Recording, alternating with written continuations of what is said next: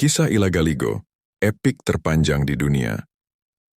Di tengah peradaban kuno Sulawesi Selatan, di tanah para pelaut Bugis, lahirlah sebuah karya agung yang tidak hanya menjadi warisan budaya lokal, tetapi juga dikenal sebagai epik terpanjang di dunia. Karya ini bernama Ilagaligo, sebuah naskah yang ditulis dalam bahasa Bugis kuno, dan terdiri dari lebih dari 6.000 halaman dan sekitar 300.000 baris puisi. Jauh melebihi panjang epik Yunani seperti Iliad atau Mahabharata dari India. Kisah Ilagaligo berasal dari masa sebelum Islam masuk ke Sulawesi. Diyakini ditulis antara abad ke-13 hingga ke-15.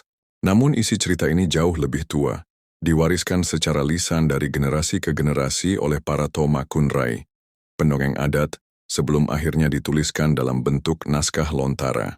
Cerita ini berkisah tentang Saweri Gading, putra Batara Guru, yang berasal dari dunia langit, Boting Langik. Ia diturunkan ke dunia untuk menata kehidupan umat manusia di bumi. Alekawa, Saweri Gading adalah pahlawan besar, pengelana samudra dan pejuang yang gagah berani. Ia melakukan perjalanan ke berbagai negeri, termasuk Cina dan Tanah Melayu, untuk mencari cinta sejatinya, Wicudai. Ilagaligo bukan hanya sekadar kisah cinta dan petualangan. Ia menggambarkan struktur kosmos orang Bugis.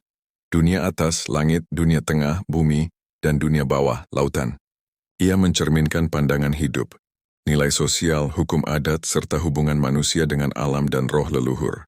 Pada masa penjajahan Belanda, minat terhadap naskah ini muncul di kalangan orientalis Eropa. Seorang ahli Belanda bernama B.F. Mates mulai mengumpulkan dan menyalin naskah-naskah Ilagaligo dari para bangsawan Bugis. Hasilnya disimpan di perpustakaan Leiden, Belanda, dan menjadi koleksi sastra kuno yang sangat berharga. Pada tahun 2011, UNESCO menetapkan naskah Ilagaligo sebagai warisan dunia dalam kategori Memory of the World, mengakui nilainya yang universal sebagai karya sastra luar biasa dari peradaban manusia. Hari ini, meskipun tidak banyak orang Bugis yang bisa membacanya dalam bentuk asli, Ilagaligo tetap hidup.